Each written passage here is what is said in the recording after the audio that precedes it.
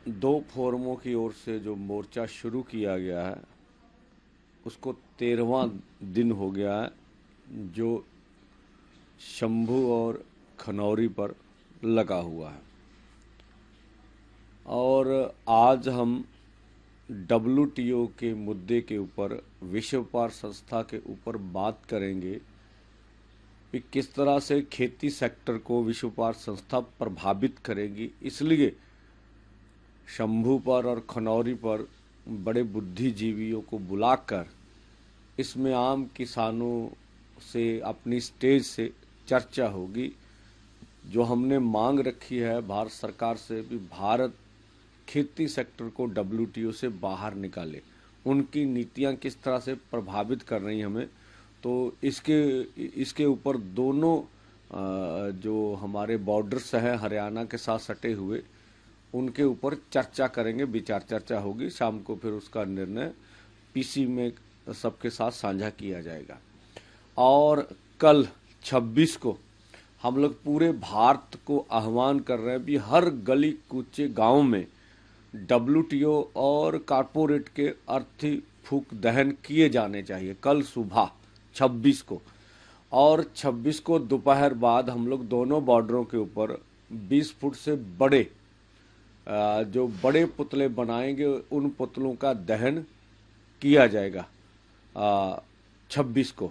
और 27 को फिर दोनों फोरम केएमएम किसान मजदूर मोर्चा, जिसमें मैं खुद काम करता है, 100 से प्लस ऊपर अम्ब्रेला यूनियन है उनका, ये केएमएम है। और एसकेएम नॉन पॉलिटिकल, उनके ऊपर भी बहुत सारे, उनके पास भी बहुत सारी यूनियन है। वो 27 को दोनों अलग अलग हम लोग विचार चर्चा करेंगे। 28 को दोनों मिलकर एक ज्वाइंट चर्चा करेंगे। और 29 को फिर आगे का कार्यक्रम पूरे देश के समक्ष रखा जाएगा। और आज भी हम माननीय प्रधानमंत्री जी से मांग कर रहे हैं कि आप आगे आइए और जिस तरह का पूरे किसान मजदूर के ऊपर जबर हो रहा उसके ऊपर आप बोलिए, आपका बोलना जरूरी है। हरियाणा में 50,000 से अधिक अर्धसैनिक फोर्स क्यों लगाए जा रहे हैं, क्या उसकी वजह है? जिस तरह के प्रहार पूरी किसान लहर पे किए गए, क्या खतरे हैं हमसे और क्या आप लोग क्या चाहते हैं आश्वासन हमसे, वो भी जरूर बताना चाहिए। और हम चाहेंगे कि एमएसपी लीगल गारंटी का कानून जो उन्होंने हमसे वादा किया था आंदोलन में भी बनाएंगे, उसको बनाना चाहिए। देश के किसान मजदूर का कर्ज मुक्त करना चाहिए। इसी तरह से गन्ने का भाव जो है C250 100 के हिसाब से मिलना चाहिए। लखीमपुर खीरी जो बहुत बड़ा मुद्दा है, जिसमें सब देश जानते किस तरह से हमारे किसानों को गाड़ियों के नीचे रौंदा गया था, उसका इंसाफ नहीं मिला। अभी अजय मिश्रा टैनी जो माननीय गृह राज्य मंत्री अभी भी मंत्रिमंडल में बने हुए हैं, उनके ऊपर 120B का पर्चा भी है अभी। तो उसकी जांच के बारे में इतना देर होगी, कोई निर्णय नहीं लिया गया। सभी देश के किसान मजदूर के ऊपर इतने बड़े देश भर में केस डले हैं, दिल्ली या चंडीगढ़ में, वो वापस नहीं लिए गए। बहुत सा छोटा सा इशू था, ये तो बड़ा इशू नहीं था। इसी के साथ बिजली एक्ट 2023 सरकार ने बना लिया है और हम कहते हैं ये देश के हित में नहीं है। गरीब कंज्यूमर है पूरे देश का, इससे नुकसान हो जाएगा, इसको वापस ले लिए। ये निजीकरण की जो कंपनियां, उनको आप बिजली बोर्ड दे रहे हैं, हमारा बिजली सेक्टर दे रहे हैं, तो इससे फायदा नहीं होगा। इसी के साथ प्रदूषण एक्ट, पोल्यूशन एक्ट से हम खेती सेक्टर को बाहर निकालना चाहते हैं।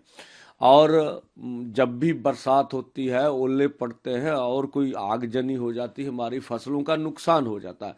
हम कहते हैं आपने प्राइवेट कंपनियों के ऊपर खेती बीमा योजना बनाई है, फसलों की बीमा, पर वो उससे तो लूट करते हैं। अकेले महाराष्ट्र में ही 57,000 करोड़ रुपया कंपनियों ने प्रीमियम ले लिया, कुछ नहीं दिया। हरियाणा के किसान हमारे साथ बैठे बोलते, जब प्रीमियम लिया और जब हमारी फसलें मर गई तो हमारा प्रीमियम वापस कर गई हैं कंपनियां। तो बहुत से सबूत पड़े। सरकार अपने प्रीमियम, खुद प्रीमियम, सरकार बीच में खड़े, सरकारी तौर पर फसलों का बीमा बने, ये हमारी मांग है। और डब्ल्यूटीओ से भारत को खेती सेक्टर को बाहर आना चाहिए। इस बार मजदूर की बात भी कर रहे हैं, कि आप नरेगा को 200 दिन दीजिए, 700 रुपया दिहाड़ी दे दीजिए, और इस तरह जल जंगल जमीन की, जैसे आदिवासी बोल रहे हैं कि हमारी जो संविधान की 5वीं सूची उसको लागू कीजिए। तो ये सब मांगों के ऊपर अगर प्रधानमंत्री जी स्वयं आगे आए और सारा सब गतिरोध दूर किया जा सकता है जो अभी गतिरोध बना हुआ। इसी के साथ जो पंजाब में हो रहा, अभी पंजाब की आर्थिकता को बहुत बड़ा नुकसान हो रहा है। अब देखिए 3 बॉर्डर सरकार ने बंद कर रखे, हमने नहीं बंद किए, एक बॉर्डर चल रहा है। और जो पंजाब से सप्लाई जानी थी, कितनी किस्म का व्यापार है जो पंजाब में होता है, तब व्यापार को पूरी तरह ठप कर दिया गया। इसके साथ जम्मू कश्मीर भी आगे का कितना सामान जा रहा, बहुत सी सप्लाई जानी है, तो उनके ऊपर भी बहुत बुरा प्रभाव पड़ रहा है। हिमाचल से बहुत से इलाके हमारे सटे, वहाँ बहुत सी सप्लाई जानी यानी उनके ऊपर बुरा प्रभाव पड़ रहा। तो सरकार खुद अब जब रास्ते रोक रही है तो समस्या तो हम सबको आएगी। तो इन रास्तों को खोलना चाहिए। कल हमने दिल्ली में देखा कि दिल्ली की बैरिकेटिंग हटाई जा रही है, ये सरकार का अच्छा निर्णय है।